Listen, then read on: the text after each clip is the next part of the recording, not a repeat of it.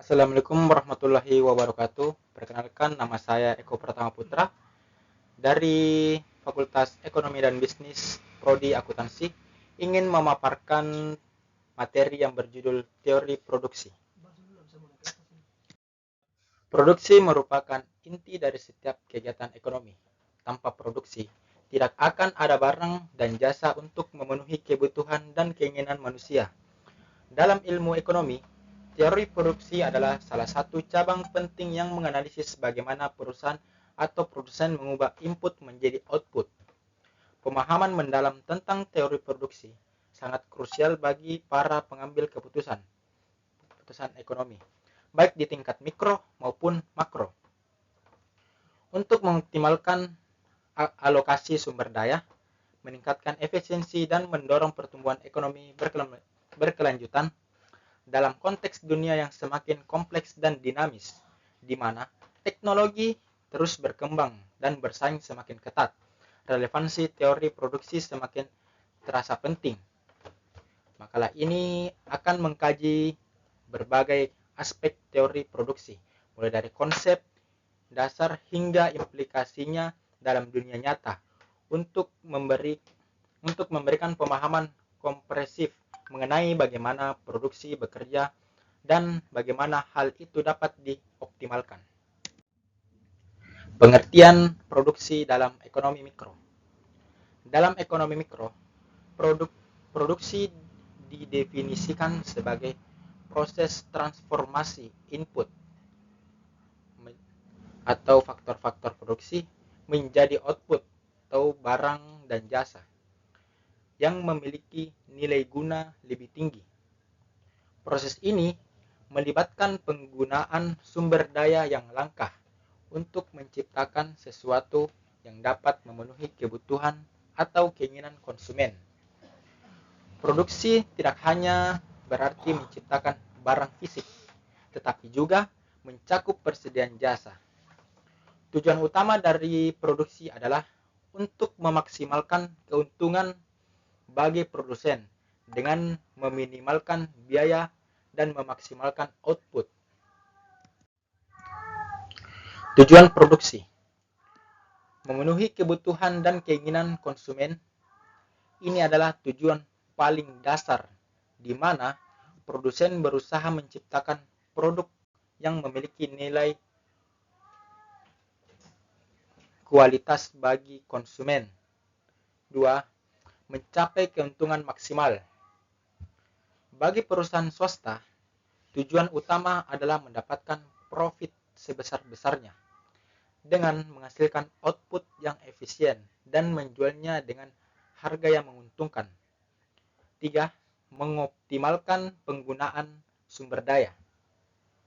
Produksi yang efisien berarti menggunakan faktor-faktor produksi, yaitu tenaga kerja, modal, dan bahan baku, secara optimal untuk menghindari pemborosan.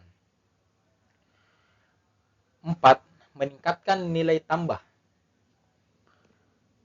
Proses produksi diharapkan dapat memberi nilai tambah pada input yang digunakan, sehingga output yang dihasilkan memiliki nilai jual yang lebih tinggi.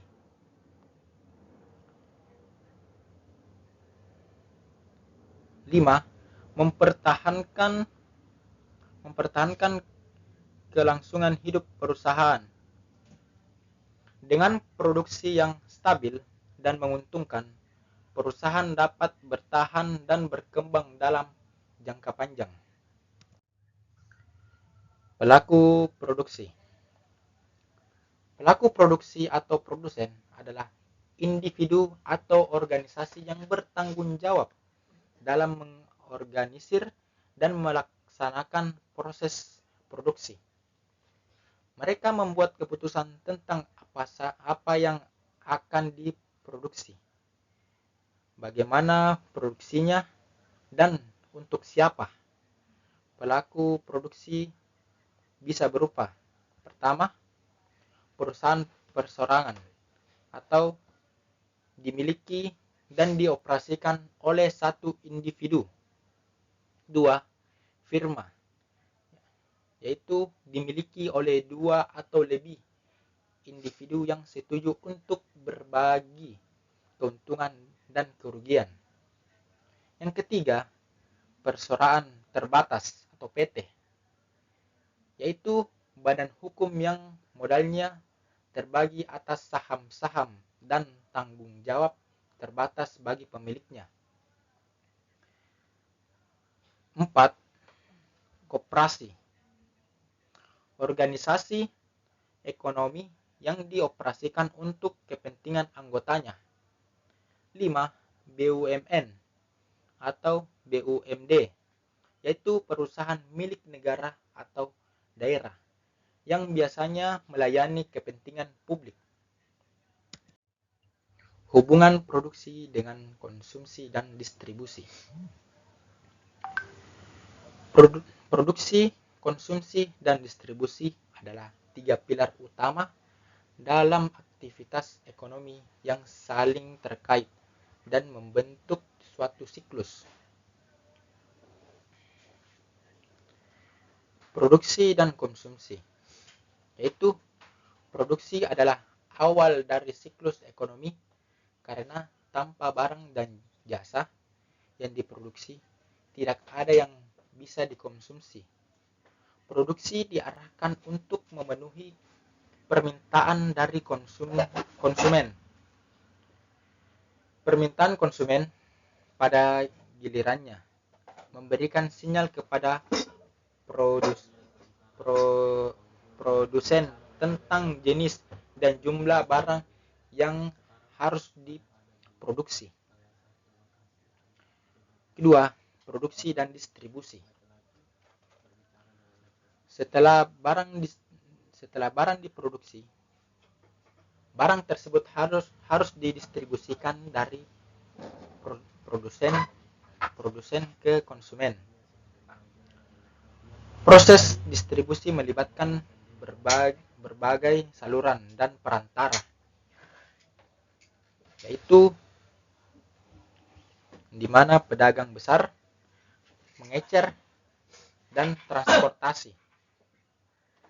Efisiensi distribusi sangat penting agar produk dapat sampai ke tangan konsumen pada waktu dan tempat yang tepat. Dengan biaya yang wajar. Jika distribusi tidak efisien, maka produk tidak akan sampai ke konsumen meskipun produksinya melimpah. Singkatnya, produksi menciptakan nilai, distribusi menyalurkan nilai tersebut, dan konsumsi menggunakan nilai tersebut.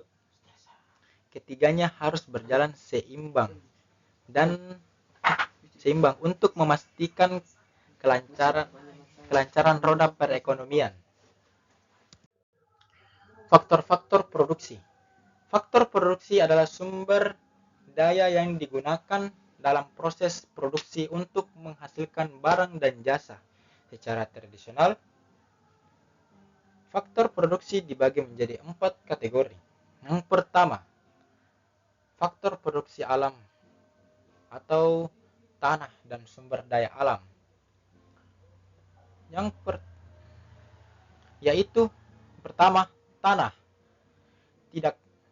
Tidak hanya lahan untuk mendirikan pabrik atau pertanian, tetapi juga sumber daya di bawah tanah seperti mineral, minyak bumi, dan gas alam. Dan di atas tanah, yaitu hutan, air, udara. Tanah memiliki karakteristik pasokan yang tetap, yaitu tidak dapat diperbanyak, dan lokasinya tidak dapat dipindahkan. Yang kedua, sumber daya alam lainnya meliputi air atau untuk irigasi pembangkit listrik, udara untuk proses pembakaran, mineral untuk besi, tembaga, dan emas, hutan, yaitu kayu, hasil hutan non-kayu, dan sumber daya energi atau batu bara dan minyak gas. Ketersediaan dan kualitas sumber daya alam sangat mempengaruhi potensi produksi suatu wilayah atau negara. Yang kedua, faktor produksi tenaga kerja. Tenaga kerja adalah sumbangan fisik dan mental manusia dalam proses produksi. Ini mencakup segala bentuk usaha manusia yang produktif. Tenaga kerja dapat diklasifikasikan berdasarkan: pertama, tenaga kerja terdidik, yaitu memiliki pendidikan dan pelatihan khusus, misalnya dokter, insinyur, atau akuntan. Dua, tenaga kerja terlatih, yaitu memiliki keterampilan yang diperoleh dari pelatihan atau pengalaman singkat, misalnya operator mesin atau montir. Yang ketiga, tenaga kerja tidak terdidik dan tidak terlatih, yaitu melakukan pekerjaan yang tidak memerlukan pendidikan atau pelatihan khusus, misalnya buruh angkut atau tukang sapu. Yang keempat, kuantitas, yaitu jumlah tenaga kerja yang tersedia dalam suatu perekonomian. Yang keenam, produktivitas tenaga kerja sangat penting yang dipengaruhi oleh tingkat pendidikan, keterampilan, kesehatan, motivasi, dan kondisi kerja. Yang ketiga, faktor produksi modal. Modal dalam ekonomi merujuk pada segala sesuatu yang dibuat oleh manusia untuk membuat proses produksi barang dan jasa lainnya. Modal bukanlah uang itu tersendiri, atau uang hanya alat ukur, tetapi barang-barang fisik yang digunakan dalam produksi. Contoh modal yang meliputinya: yang pertama, peralatan dan mesin. Mesin produksi, alat berat, perkakas, dan komputer. Yang kedua, bangunan dan infrastruktur, yaitu pabrik, gudang, jalan, jembatan, dan pelabuhan. Yang ketiga, investor, yaitu bahan baku, barang setengah jadi, dan barang jadi yang disimpan. Modal meningkatkan produktivitas tenaga kerja dan memungkinkan produksi dalam skala besar. Investasi dalam modal baru, yaitu pembentukan modal, sangat penting untuk pertumbuhan ekonomi. Yang keempat, faktor produksi kewirausahaan. Kewirausahaan adalah kemampuan dan kesediaan individu untuk mengambil risiko, mengorganisir faktor-faktor produksi lainnya seperti alam, tenaga kerja, dan modal untuk menciptakan usaha baru atau inovasi. Wirausaha agen perubahan, yaitu yang pertama, mengambil risiko, yaitu menghadapi ketidakpastian dalam bisnis. Kedua, mengorganisir, yaitu menggabungkan dan mengkoordinasikan tanah, tenaga kerja, dan modal. Ketiga, inovasi, memperkenalkan produk baru, metode produksi baru, pasar baru, atau sumber bahan baku baru. Yang keempat, mengambil keputusan, yaitu menentukan strategi produksi dan bisnis. Faktor kewirausahaan sangat penting karena tanpanya faktor produksi lainnya akan tetap pasif. Wirausahalah yang menggerakkan roda perekonomian dan menciptakan nilai.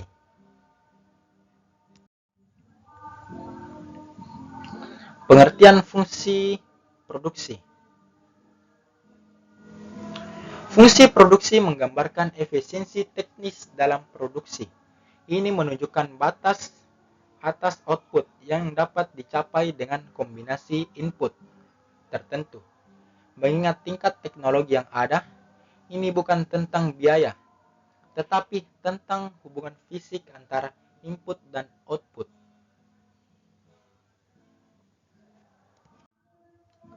Fungsi produksi jangka pendek.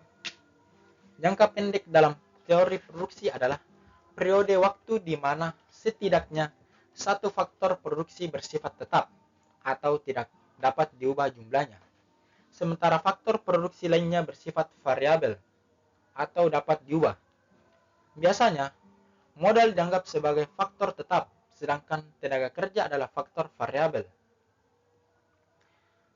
Dalam jangka pendek, perusahaan dapat meningkatkan output hanya dengan menambahkan faktor variabel. Misalnya, menambahkan jumlah tenaga kerja pada faktor tetap yang ada.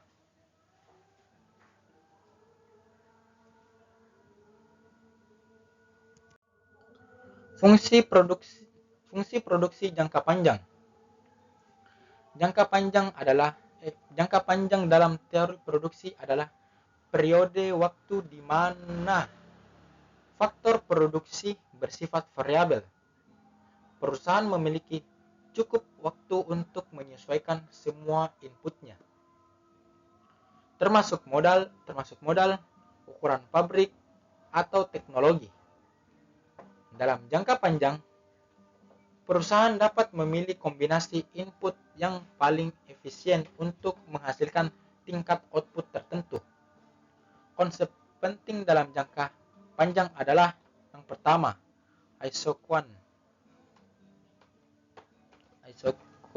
yaitu kurva yang menunjukkan berbagai kombinasi input, misalnya tenaga kerja dan modal, yang dapat menghasilkan tingkat output yang sama. Yang kedua, isocost, yaitu garis yang menunjukkan berbagai kombinasi input yang dapat diberikan dengan total biaya yang sama, mengingat harga input total yang sama dan mengingat harga input.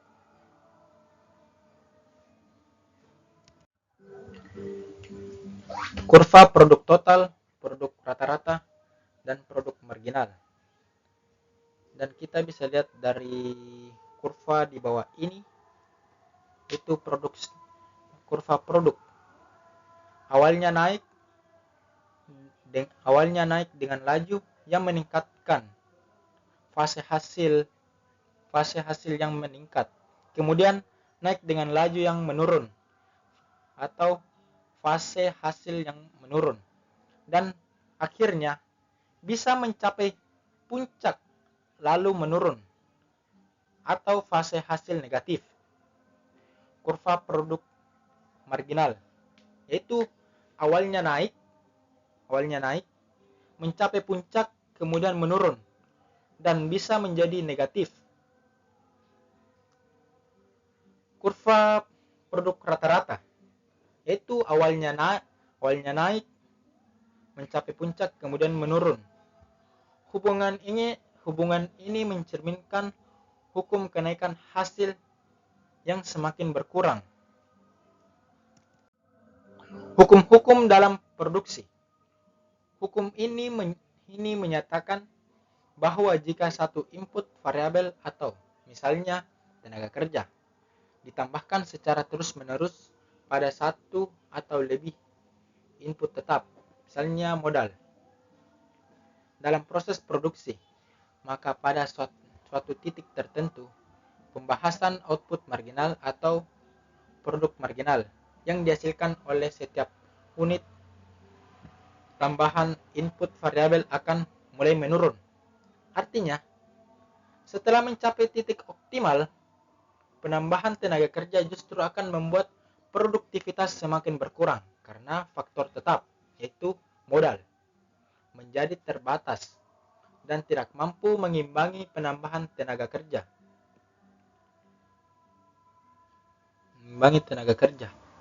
Hal ini terjadi karena padatnya pekerja pada fasilitas yang sama sehingga timbul inefisiensi.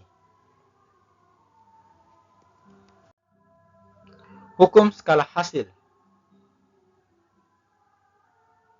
Hukum skala hasil berkaitan dengan hubungan antara perubahan proporsional semua input dan perubahan output total dalam jangka panjang, sehingga semua input bersifat variabel.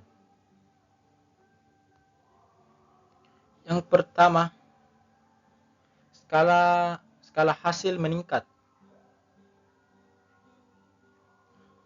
yaitu terjadi ketika peningkatan semua input secara proporsional menghasilkan peningkatan output yang lebih dari proporsional. Misalnya, jika semua input digandakan, output lebih dari 2 kali lipat. Ini sering terjadi karena spesialisasi, pembagian kerja yang lebih baik, atau penggunaan teknologi yang lebih efisien pada skala yang lebih besar. Kedua, skala hasil konstan, yaitu terjadi ketika peningkatan semua input secara proporsional menghasilkan peningkatan output yang proporsional. Misalnya, jika semua input digandakan, output juga 2 kali lipat. Yang ketiga, skala hasil menurun, yaitu terjadi ketika peningkatan semua input secara proporsional menghasilkan peningkatan output yang berkurang dari proporsional.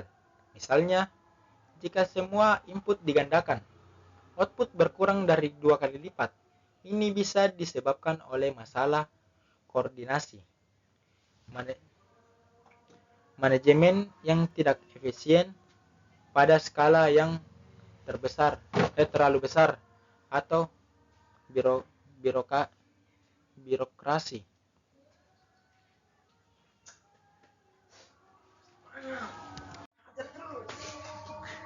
Substitusi dan komplementaritas faktor produksi.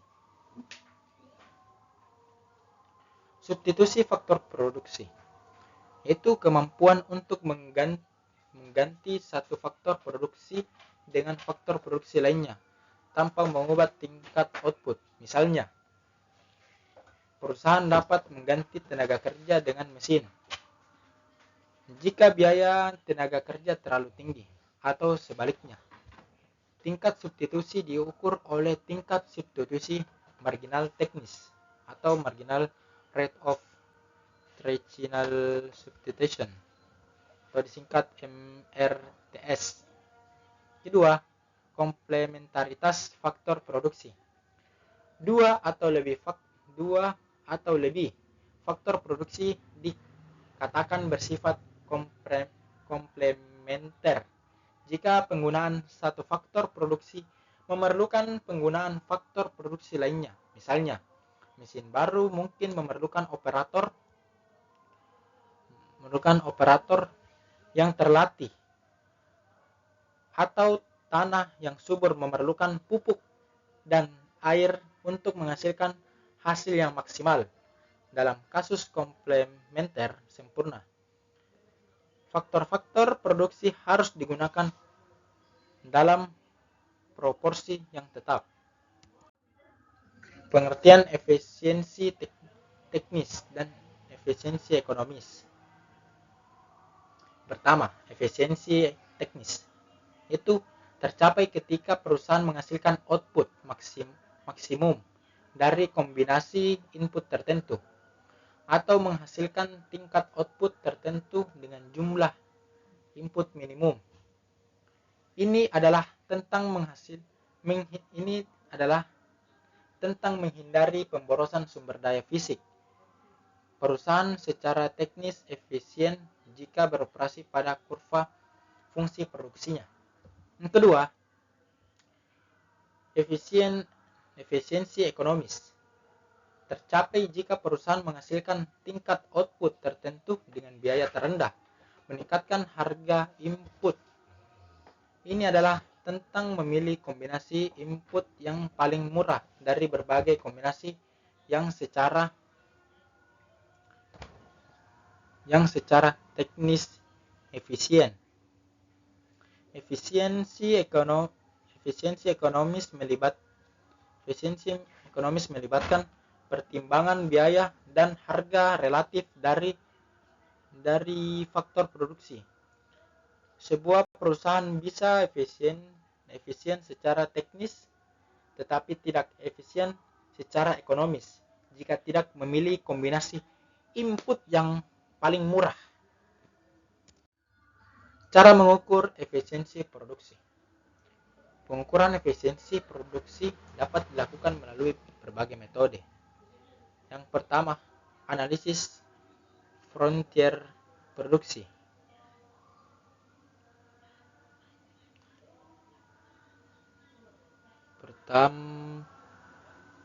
Pertama yaitu menggunakan metode seperti data envelopment analysis atau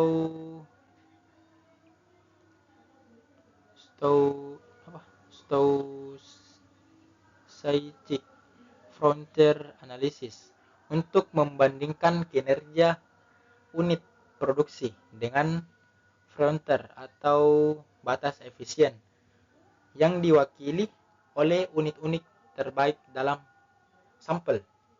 Yang kedua, rasio output atau input. Misalnya, produktivitas tenaga kerja atau output per pekerja, atau produktivitas modal atau output per unit modal. Yang ketiga, perbandingan biaya rata-rata, yaitu membandingkan biaya rata-rata aktual dengan biaya rata-rata minimum yang dapat dicapai.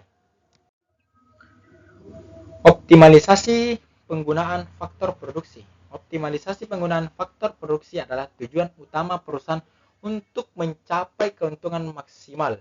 Ini melibatkan yang pertama, pemilihan skala produksi optimal, yaitu beroperasi pada skala di mana biaya rata-rata jangka panjang paling rendah atau titik efisien minimum dari kurva LRAC. Kedua, pemilihan kombinasi input optimal, yaitu menggunakan kombinasi tenaga kerja dan modal atau input lainnya, sehingga rasio produk marginal per harga setiap input adalah sama.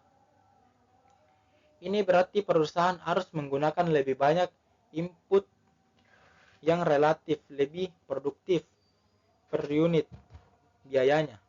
Yang ketiga, pengambilan keputusan marginal, yaitu menganalisis keuntungan dan biaya tambahan dari setiap unit input atau output. Perusahaan akan terus menambah input variabel selama produk marginalnya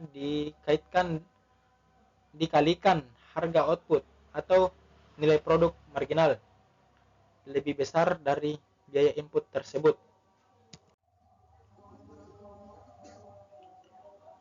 Penerapan teori produksi dalam dunia industri. Manajemen yang pertama, manajemen operasi. Perusahaan industri menggunakan teori produksi untuk merencanakan kapasitas produksi, mengolah inventaris dan merancang proses produksi yang efisien. Yang kedua, pengambilan keputusan inventaris. Keputusan untuk mengambil mesin baru atau memperluas pabrik didasarkan pada analisis fungsi produksi dan skala hasil. Produksi akan berinvestasi jika diperkirakan dapat meningkatkan efisien dan output. Yang ketiga, alokasi sumber daya meningkatkan berapa banyak tenaga kerja,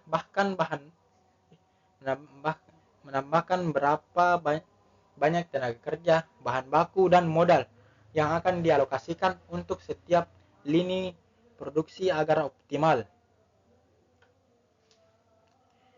Yang keempat, inovasi dan R&D. Perusahaan berinvestasi dalam penelitian dan pengembangan untuk meningkatkan produktivitas melalui perbaikan teknologi atau proses produktivitas. Relevansi teori produksi dalam UMKM dan startup.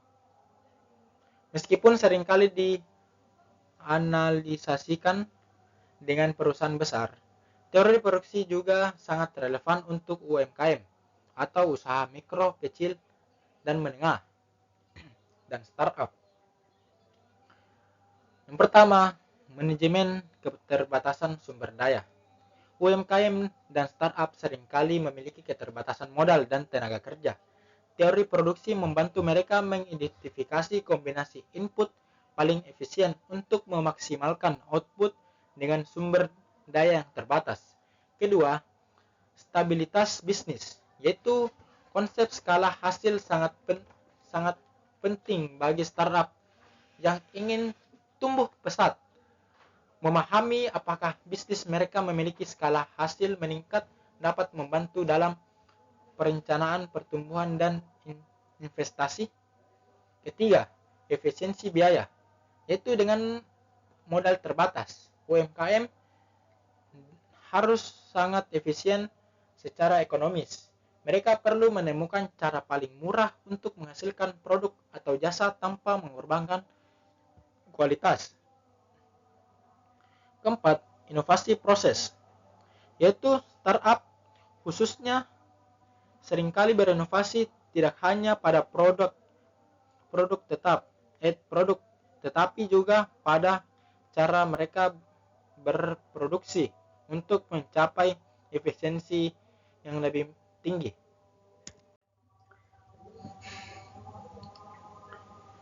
Tantangan teori produksi di era digital dan otomatisasi.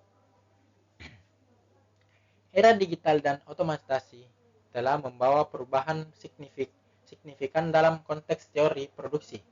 Yang pertama, peningkatan peran modal teknologi, yaitu modal non-fisik seperti perangkat lunak, algoritma, dan data menjadi semakin penting sebagai faktor produksi. Kedua,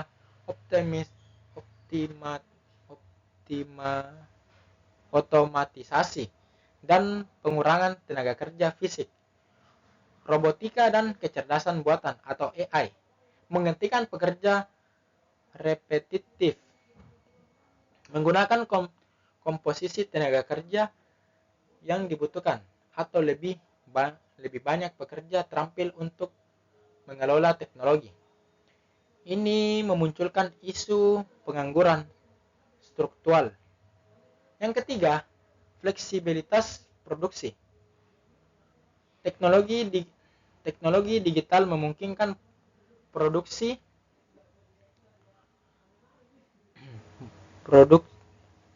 fleksibilitas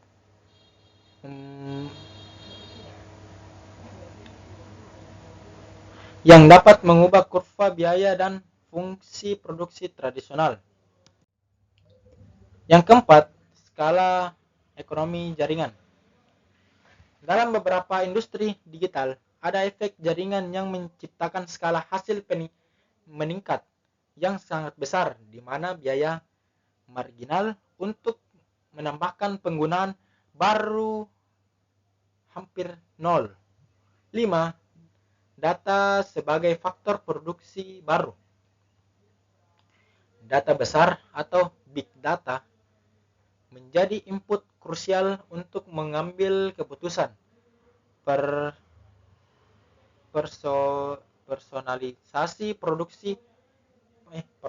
personalisasi produk dan optimasi proses. Keenam, tantangan pengukuran produktivitas, yaitu mengukur produktivitas dalam ekonomi berbasis pengetahuan dan layanan digital menjadi lebih kompleks. Tantangan ini menuntut adaptasi dan pengembangan lebih lanjut dari teori produksi untuk menjelaskan fenomena ekonomi modern. Baik, itulah tadi materi yang saya bisa paparkan dari teori produksi. Bila ada salah kata atau pengurangan kata, mohon dimaafkan. Saya pamit undur diri. Wabillahi taufik wal hidayah. Wassalamualaikum warahmatullahi wabarakatuh.